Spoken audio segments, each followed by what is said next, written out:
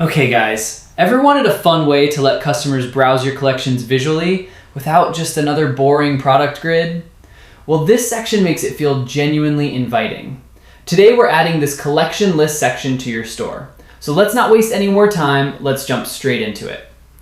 Open your favorite browser and search for Shopify App Store. Click on the first link. This takes you straight to the official Shopify App Store. From here, you can install any app based on your needs. Right now, we're searching for Section Kit in the search bar. This is the app that makes building your store so much easier, genuinely. Open it and install it. The process takes just a few seconds, exactly like any other Shopify app. After installing, go to Explore Sections and search for SK Collection List number 13. Click on More Info and purchase it.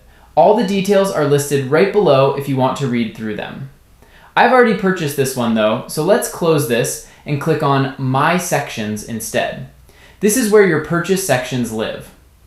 Let me scroll down and there's the section. Click on Customize, choose your favorite theme, and the section installs successfully. Now let's open it in Theme Customizer and give it a second to load. Once ready, click on Add Section. Type SK Collection Grid and choose that section. It'll be added instantly and its settings open up on the left side. But we don't need those settings just yet, so let's close this and click on Any Card. Add a link to whichever collection you want to showcase, then add an image of your product or collection, whatever best represents it. You can also change the card's heading, and you'll customize every card this same way, adding images and products, then updating the text color too. Once all the cards are done, let's close this and open the main settings by clicking on the section's background. First, let's change the font style to Poppins, just like every other section. After that, you can adjust the font size too. Next come the section colors, but I won't be changing any of those since they already look great for my store.